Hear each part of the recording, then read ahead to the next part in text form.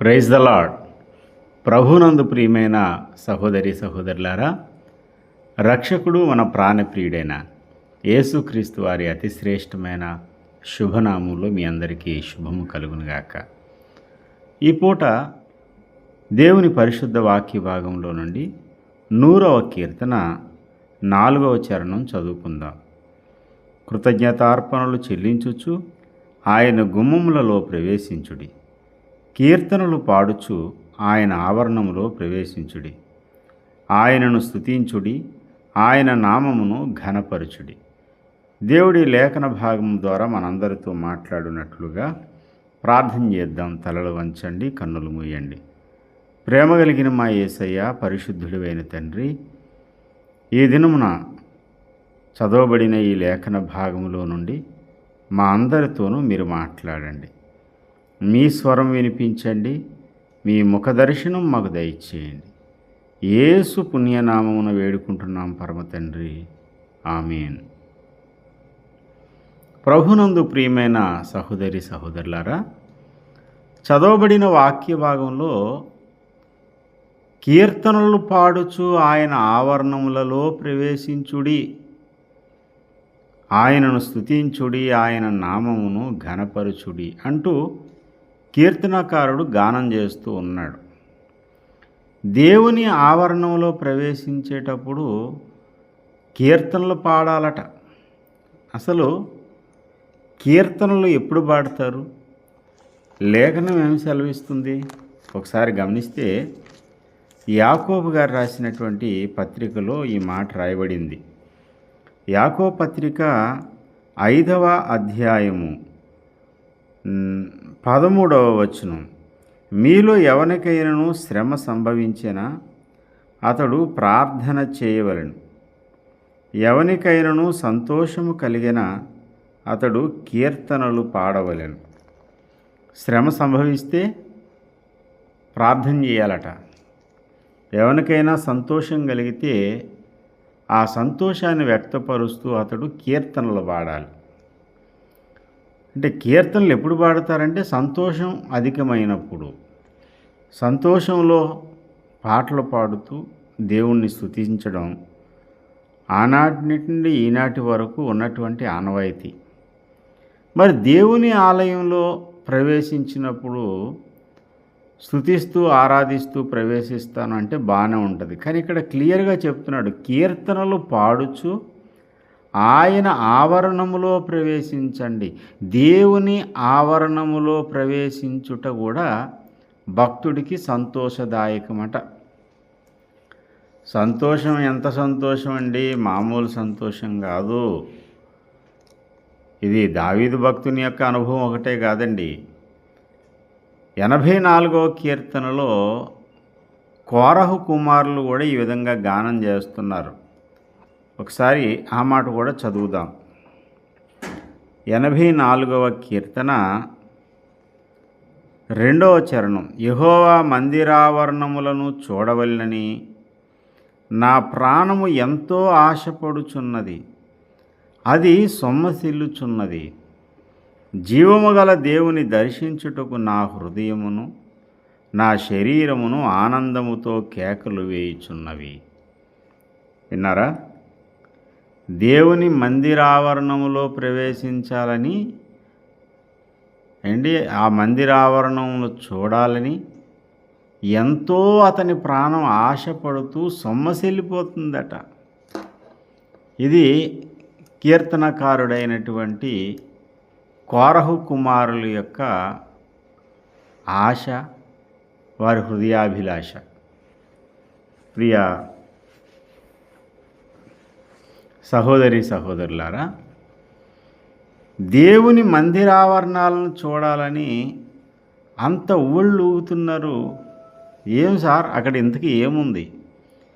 దేవుని మందిరావరణంలో దొరికేదేంటి? దేవుని మందిరావరణంలో ఏముంటుంది? ఒకసారి ఆలోచన చేద్దాం.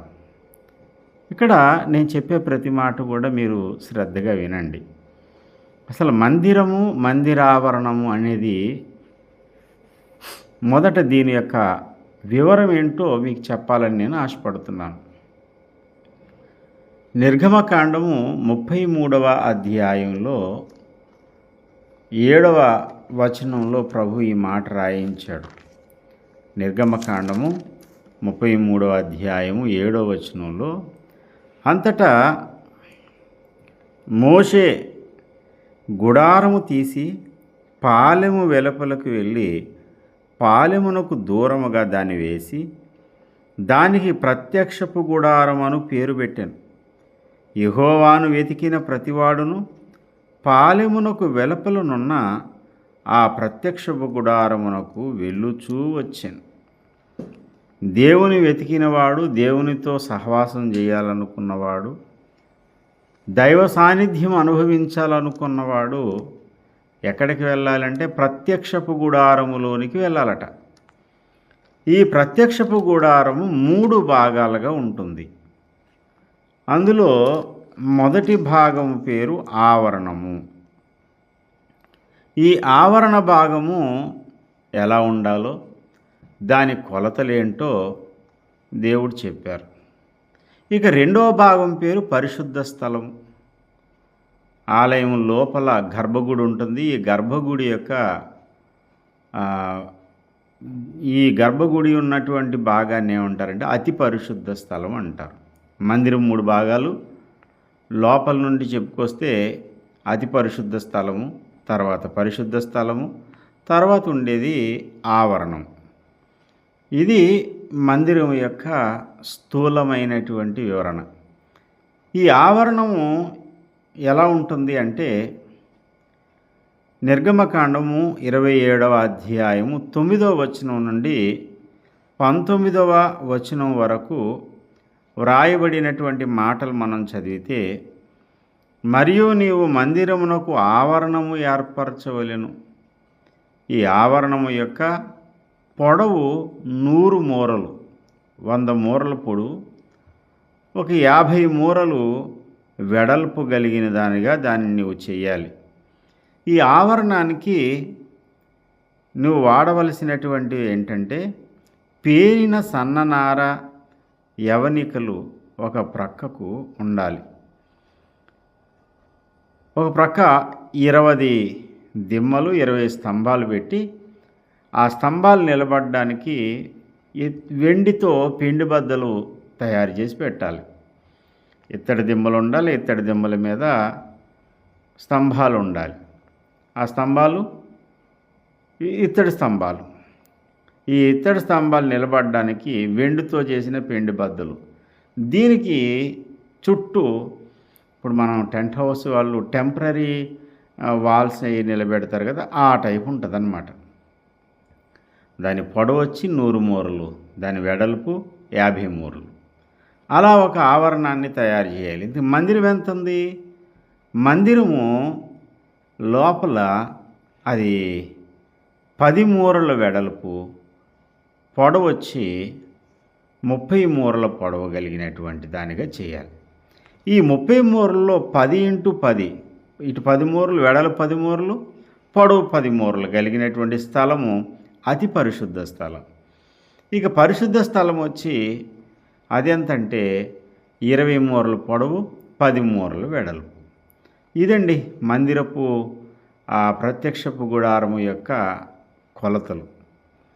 ఈ ప్రత్యక్షపు గుడారంలో ఆవరణ భాగంలో ఇత్తడి బలిపీఠము, ఇత్తడి గంగాలం, ఈ 2 ఉపకరణాలు ఉంటాయి. ఆ తర్వాత పరిశుద్ధ స్థలంలోనికి మనం వెళ్ళి చూస్తే అక్కడ సన్నిధి రొట్టెల బల్ల, దీపవృక్షము, అతి పరిశుద్ధ స్థలాన్ని పరిశుద్ధ స్థలాన్ని వేరు చేయడానికి ఉన్న అడ్డతెర చూడండి. ఈ అడ్డతెరకు ముందు సువర్ణ ధూపవేదిక ఉంటుంది. ఈ సువర్ణ ధూపవేదిక పైన ధూపార్తి అనేది ఒకటి ఉంది. ఆ ధూపార్తిలో నిప్పులు వేసి దాని మీద సుగంధ ద్రవ్యాలను దేవునికి ధూపంగా వేస్తారు. ఈ అడ్డతెర దాటి లోపలికి వెళ్తే అది అతి పరిశుద్ధ స్థలం అని చెప్పుకున్నాం. ఈ అతి పరిశుద్ధ స్థలంలో ఏముంది అని అంటే మందసం, తర్వాత దాని మీద కరుణాపీఠం. మందసం వేరు, కరుణాపీఠం వేరుగా ఏం ఉండదు. మందసపు పెట్టి మీదే కరుణాపీఠం కూడా కలిపి ఉంటుంది. ఈ కరుణాపీఠానికి ఇటు ప్రక్కన అటు ప్రక్కన 2 కెరూబుల బొమ్మలు ఉంటాయి, దేవదూతల బొమ్మలు ఉంటాయి. యాజకుడు, ప్రధాన యాజకుడు ఆ అతి పరిశుద్ధ స్థలంలోనికి అడుగుపెట్టినప్పుడు ఆ కెరూబుల మధ్యలో దేవుని యొక్క ప్రసన్నత, దేవుని సన్నిధి దిగొస్తుంది. అక్కడి నుండి దేవుడు మాట్లాడతారు. అది చాలా భయంకరమైనటువంటి దృశ్యం. ఎవరు పడితే వాళ్ళు వెళ్ళడానికి లేదు. అక్కడికి వెళ్ళాలంటే అది ప్రధాన యాజకుడు వెళ్ళాలి. అది కూడా సంవత్సరానికి ఒకసారి ప్రాయశ్చిత్తార్థ దినమందు ఆ ప్రాయశ్చిత్తార్థ బలి పశువు యొక్క రక్తాన్ని చేతబూని అతి పరిశుద్ధ స్థలంలోనికి ఏడాదికి ఒకసారి ప్రధాన యాజకుడు వెళ్తాడు. ఈ యాజకులు పరిచర్య చేయడానికి పరిశుద్ధ స్థలానికి వెళ్తారు. ఇక సాధారణమైనటువంటి ప్రజలు కానీ, లేవీలు కానీ, ఇశ్రాయేలీలైనటువంటి ప్రతి ఒక్కరు కూడా యెహోవాను సేవించడానికి ఆవరణంలోనికి వెళ్ళొచ్చు. ఈ ఆవరణము పైచూపులకు చూస్తే అతి పరిశుద్ధ స్థలం అంతా అందంగా ఉండదు. అతి పరిశుద్ధ స్థలం అనేది ఎంత బాగుంటుందంటే అది లోపలంతా దగదగా మెరుస్తూ ఉంటుంది. బంగారపు మందసము, కరుణాపీఠం ఉన్నాయి. పరిశుద్ధ స్థలంలో కూడా బంగారంతో చేయబడినటువంటి ఉపకరణాలు, పైకి చూస్తే చక్కని అందమైనటువంటి పైరూపు తెరలు, గుడారపు తెరలు ఉన్నాయి. ఇలా చూడడానికి బ్యూటిఫుల్గా ఉంటాయి. పరిశుద్ధ స్థలం, అతి పరిశుద్ధ స్థలం. ఎవరు పడితే వాళ్ళు అక్కడికి వెళ్ళరు. పీస్ఫుల్గా ఉంటుంది, ప్రశాంతంగా ఉంటుంది. అందులో బయట గోల లోపలికి రాదు. ఎందుకని అంటే ఉట్టి తెరలు కాదండి. ఆ అతి పరిశుద్ధ స్థలం కానీ, పరిశుద్ధ స్థలం కానీ ఆ భాగం అంతా టెంపరీగా ఎప్పటికప్పుడు నిలబెడుతూ ఉన్నా వీరి ప్రయాణంలో అవి తుమ్మకర్రతో చేసిన పలకలు. ఆ పలకలకు మళ్ళీ కవరింగ్, మెటల్ కవరింగ్ ఉంటుంది. చాలా పగడ్బందీగా ఉంటాయి ఆ మందిరపు లోపలి భాగం. అలాంటి సుందరమైనటువంటి ఆ అతి పరిశుద్ధ స్థలాన్నో, పరిశుద్ధ స్థలాన్నో నేను చూడాలని నేను ఆశపడుతున్నానంటే బాగుంటుంది. కానీ ఈయన ఆశపడేది ఏంటయ్యా అంటే ఆవరణను చూడాలని ఆశపడుతున్నాడట. బాబు, ఆవరణంలో ఏముందయ్యా అంటే ఆవరణంలో బలిపీఠము, ఇత్తడి గంగాళం ఉంది అని చెప్పుకున్నాం. నిజమే, కానీ కాస్తంత పరిశీలనగా గమనిస్తే పైచూపులకు వెలుచూపులకి ఆవరణ భాగము అంత ఆకర్షణీయమైంది కాదు. ఎందుకంటే పరిశుద్ధ స్థలం, అతి పరిశుద్ధ స్థలం లాగా పైన ఏ రూపు ఉండదు, ఓపెన్ ప్లేస్ అది. క్రింద వారు ఎడారిలో నడిచి వెళ్తున్నారు కనుక అరణ్య మార్గంలో అక్కడ క్రింద ఏ నేల ఉంటే ఆ నేలే. అక్కడ ఏం గచ్చు ఉండదు, ఏం పాలరాతి చలువరాతులు ఉండవు. ఎండ వస్తే పైన ఎండ, క్రింద ఇసుక నేల.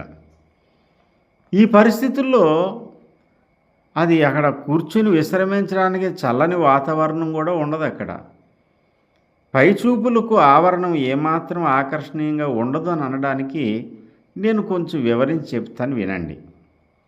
ఆవరణంలో రకరకాల పశువులను తీసుకుని వస్తారు. ఈ పశువులను తీసుకొచ్చినప్పుడు ఈ పశువులను ఎందుకు తీసుకొస్తారు అక్కడికి అంటే తాను చేసిన పాపానికి ప్రాయశ్చిత్తం దేవుని దగ్గర కలగడం కొరకు, ప్రాయశ్చిత్తము కొరకు, పాప పరిహారము కొరకు, దేవుని స్తుతించి నైవేద్యం అర్పించడానికి, దహన బలి కొరకు, ఇలా అనేక కారణాలతో దేవుని ఆలయంలోనికి పశువులను తీసుకొస్తారు. అందులో వృషభములను తీసుకొచ్చేవాళ్ళు, గోవులను తీసుకొచ్చేవాళ్ళు, అంత స్తోమత లేనివారు మేకలని, గొర్రెలను తీసుకొచ్చేవారు. అవి కూడా తేలేనటువంటి నిరుపేదలైతే పావురపు పిల్లలను, గువ్వలను తీసుకొచ్చేవారు. అటు జంతువులు, ఇటు పక్షులు. అవి వచ్చి నిశ్శబ్దంగా ఉంటాయా? ఉండవే. వాటి కోలాహలం, వాటి అరుపులు, వాటి రణధ్వనులు, ఆ ధ్వనులు వినబడతానే ఉంటాయి. పైగా వచ్చిన పశువులు ఏమీ అఫీషియల్గా మనం ఇక్కడ దేవుని మందిరంలోకి వచ్చాం, చాలా భద్రంగా ఉండాలి, చాలా డిగ్నిఫైడ్గా ఉండాలి అనుకుంటాయి. ఆ పశువు అండి, దానికి యూరిన్ వస్తే పోసేద్ది, పేడ వస్తే అక్కడే వేసేది. అంటే కంపు కంపు కంపు కంపు. ఇన్ని పశువులు ప్రతిరోజు దేవునికి ఉదయకాలం సాయంకాలం బలి అర్పిస్తూనే ఉండాలి. వీళ్ళు పాప పరిహారం కోసం వచ్చేవాళ్ళు, వీళ్ళు బలుల కోసం జంతువులు తెస్తారు. జంతువుల రాకపోకలతో ఆవరణం అంతా అలజడిగానే ఉంటుంది. అవి వచ్చి వెళ్తున్నప్పుడు అవి పేడేయచ్చు, లేకపోతే దాని మూత్ర విసర్జన చేయొచ్చు.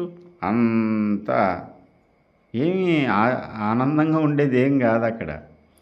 పైగా ఆ ఆవరణ భాగంలో బలి పశువుని తీసుకొచ్చి, ఆ పశువుని తీసుకొచ్చి ఒకే ఏటుకు బలేస్తే అది దాని తల, దాని మొండెము నుండి వేరే రక్తం జివ్వున జిమ్ముతూ రక్తపు మడుగులో ఆ పశువు విలవిలవిలలాడడం, ఆ దృశ్యం చాలా భయానకంగా పరిశుభ్రంగా ఉండదు.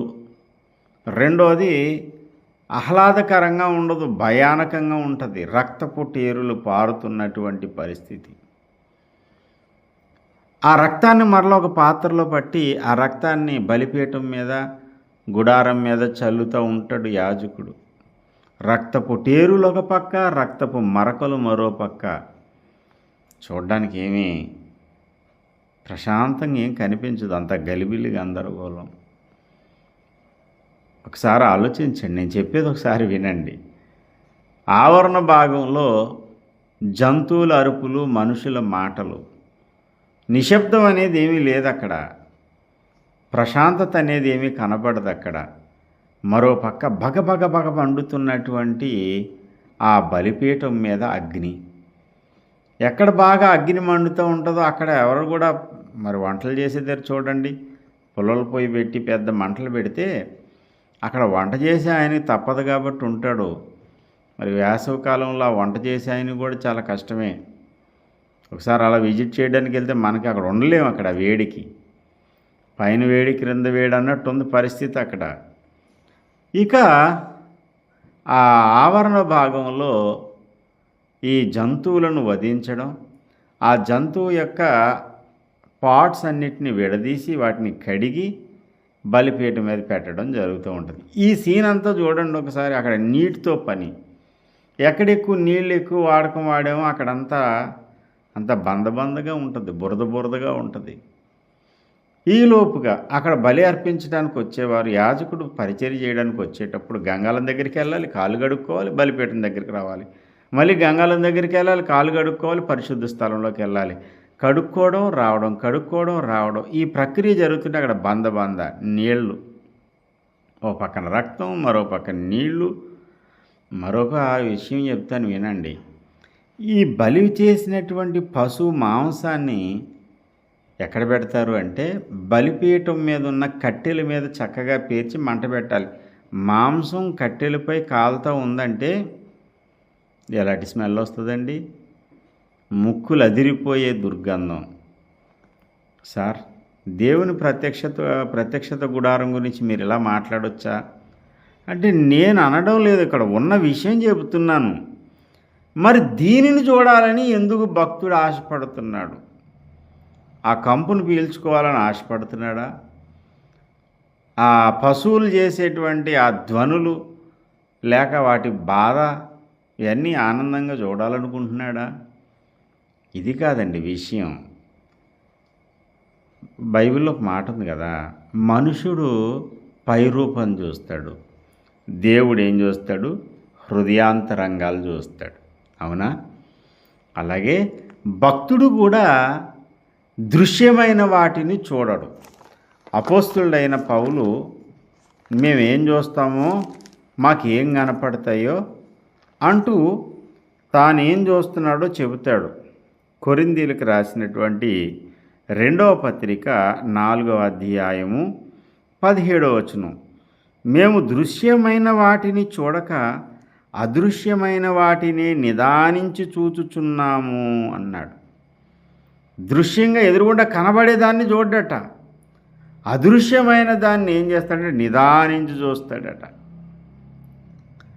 ఆ నిదానించి అదృశ్యమైన దానిని చూసిన భక్తుడు దేవుణ్ణి స్తుతించకుండా ఉండలేడు. అది విషయం అన్నమాట. దేవుని మందిరావరణంలో కనిపించే దృశ్యాలు భౌతిక నేత్రాలతో చూసేవాళ్ళు ఉండొచ్చు, కానీ భక్తుడు మాత్రము దృశ్యమైన వాటిని చూడడు, కనబడకుండా ఉన్న అదృశ్యమైన వాటిని చూస్తాడు. ఆవరణంలో అదృశ్యంగా ఉన్నదేంటి? ఒక్కొక్కటి చెప్తాను వినండి. ఆవరణ భాగంలో ఒకడు పాపం చేసినప్పుడు వాడు బయట ఇశ్రాయేలీయుడు సమాజంలో పాలెంలో తప్పు చేశాడండి. తాను చేసిన తప్పిదం కొరకు ప్రాయశ్చిత్తం పొందాలనుకున్నాడు. దేవుని కోపం వచ్చింది నేను చేసిన పాపాన్ని బట్టి. దేవుడు నన్ను తన ఉగ్రత చేత మొత్తుతాడు. అయ్య బాబోయ్, దైవోగ్రతకు నేను పాత్రుణ్ణి అయిపోయాను, నేను తప్పించుకోలేను. ఆ దైవోగ్రత తప్పించుకోవాలంటే నాకు బదులుగా ఒక జీవిని నేను తీసుకుని రావాలి అని ఒక కోడినో ఒక మేకనో పట్టుకుని వచ్చాడు. ఒక కోడి దూడ కానీ ఒక మేక పిల్లని కానీ పట్టుకుని వచ్చాడు. వచ్చినప్పుడు ఆ మేకను లేక ఆ కోడి దూడను యాజకుని ముందుకు తీసుకొచ్చినప్పుడు యాజకుడు అంటాడు, నీవు చేసిన పాపం ఆ పశువు మీద మోపాలి, నీ చెయ్యి దాని మీద పెట్టి నీ పాపాలన్నీ దాని మీద మోపు అని చెప్తాడు. నా పాపాలన్నీ, ఉదాహరణకి నేనే అనుకుందాం, అక్కడ ఉన్న వ్యక్తిని, నేను చేసిన పాపాలన్నీ ఆ పశువు మీద మోపాను. మోపినప్పుడు యాజకుడు, నువ్వు చేసిన పాపాన్ని బట్టి నువ్వు చావాలి, ఇదిగో నీకు బదులుగా నీ స్థానంలో ఈ పశువు ఈ రోజున బలవుతుంది అని ఒకే ఏటికి ఆ పశువు యొక్క తలను నరికేశారు. నా కళ్ళ ముందు నేను చేసిన పాపం కోసం నా స్థానంలో మరో పశువు బలైపోతుంది. ఈ దృశ్యం చూసినప్పుడు నిజంగా మనసున్న వాడికి హృదయం లోపల ఆ పశువు పట్ల కనికరం కలుగుతుంది. తాను చేసిన పాపం కోసం తన మీద తనకే అసహ్యం కలుగుతుంది. అసలు దేవుడట బలిని కోరేవాడు కాదట. దేవుడు ఏం కోరుతున్నాడు అండి? హోషేయ గ్రంథము 6వ అధ్యాయము 6వ వచనంలో ఈ మాట ఉంది, నేను బలిని కోరువాడును కాను గాని కనికరమునే కోరుచున్నాను. దహన బలుల కంటే దేవుని గూర్చిన జ్ఞానము నాకు ఇష్టమైనది. బలిని కోరేవాడిని కాదు, ఏం కోరుతున్నాను? కనికరం కోరుతున్నాను. ఇప్పుడు ఎవరి మీద కనికరం రావాల్సి వచ్చిందంటే ఆ పశువు మీద ఇతనికి కనికరం కావాల్సి వచ్చింది. కనికర పడినప్పుడు ఈయనకి ఏం కలుగుతుందంటే మనసు విరిగిపోద్దట. 51వ కీర్తన 16వ వచనంలో, నీవు బలిని కోరువాడవు కావు, కోరిన ఎడల నేను అర్పించుదును.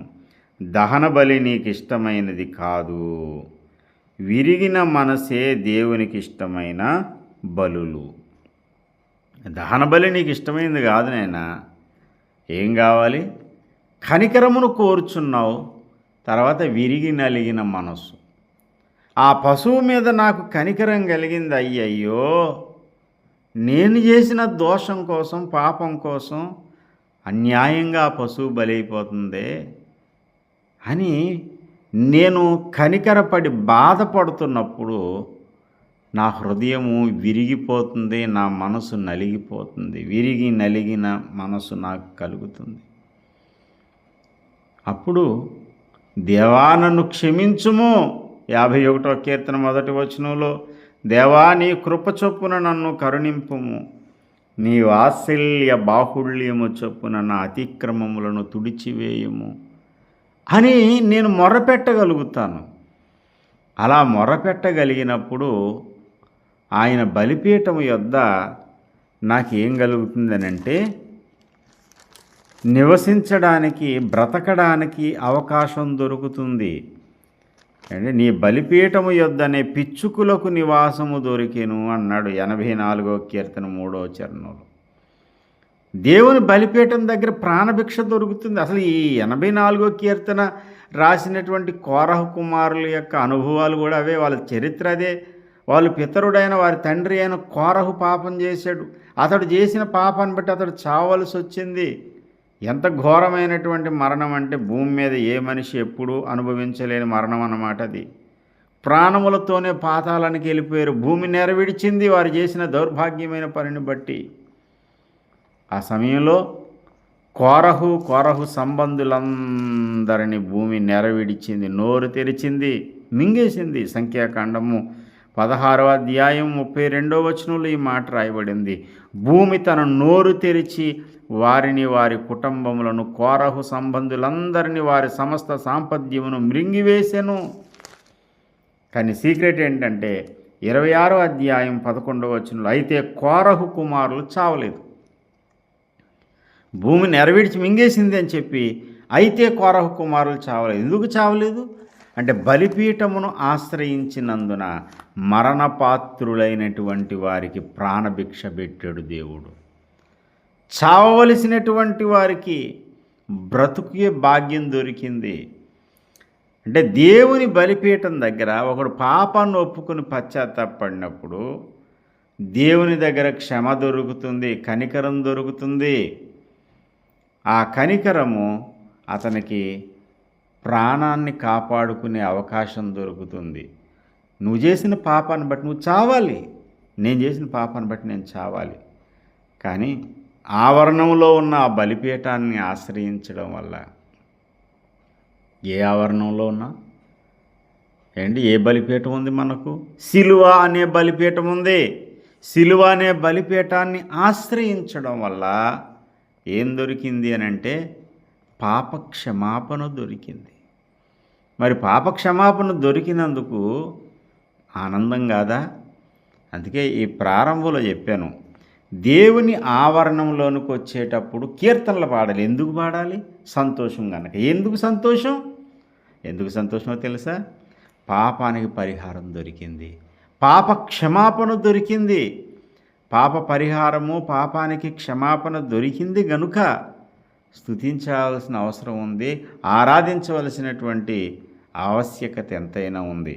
ప్రియ సహోదరి సహోదరులారా, ఈ ఆవరణంలో ఇంకొక భాగ్యం దొరుకుతుంది. అదేంటయ్యా అంటే గంగాళం దగ్గర శుద్ధీకరణ దొరుకుతుంది. గంగాళం దగ్గర ఏం దొరికిందన్నాను? శుద్ధీకరణ, క్షమాపణ, శుద్ధీకరణ. ఈ రెండిటికి మధ్యలో ఉన్నటువంటి డిఫరెన్స్ జాగ్రత్తగా గమనించాలి. నేను తప్పు చేసినందుకు ఆ తప్పును ఆయన మీద వేసుకుని సిలువలో తన కార్చిన పవిత్ర రక్తం ద్వారా దేవుడు క్షమిస్తున్నాడు. క్షమించినంత మాత్రాన నేను శుద్ధుడిని అయిపోను. నేనేం అనలేరా నువ్వు చేసిన తప్పుకి, నేను నరకానికి పంపించనులే అని దేవుడు క్షమభిక్ష పెట్టాడు. ఇంకా నా కంపు నా దగ్గరే ఉంటుంది. క్షమించిన తర్వాత దేవుడు ఏం చేస్తాడంటే కడుగుతాడు. దావీదు భక్తుడు అందుకే 51వ కీర్తనలో క్లియర్గా ప్రార్థన చేశాడు. నన్ను క్షమించుము అంటాడు మొదటి వచనంలో. ఇంకా కొంచెం ముందుకు వెళ్ళిన తర్వాత అతడు అంటాడు కదా, 51వ కీర్తన 7వ చరణంలో, హిస్సోపుతో నా పాపం పరిహరింపు, హిమము కంటే నేను తెల్లగా నుండినట్లు నన్ను కడుగుము, క్షమించుము అని అడిగినటువంటి దావీదు భక్తుడు నన్ను కడుగుము అని కూడా అడుగుతున్నాడు. ఇత్తడి గంగాళం దగ్గర ఉన్న నీళ్లలో శుద్ధీకరణాచారం అనేది జరుగుతుంది. అక్కడ శుద్ధీకరణ ప్రక్రియ జరుగుతుంది. నిర్మలమైన వాక్యమును ఉదకముతో స్నానం చేయిస్తున్నాడు, రక్తముతో కడుగుతున్నాడు. ఆవరణంలో దొరికే ఆశీర్వాదం ఏంటంటే క్షమాపణ దొరుకుతుంది, శుద్ధీకరణ దొరుకుతుంది. మరి ఈ రెండింటిని బట్టి స్తుతించొద్దా? ఈ రెండే కాదండోయ్, మూడో విషయం కూడా ఉంది. ఆవరణంలో దొరికేటువంటి ఇంకొక ఆశీర్వాదము ఈ 84వ కీర్తనలో భక్తులు సెలవిస్తున్నారు, భక్తులు పాడుతున్నారు.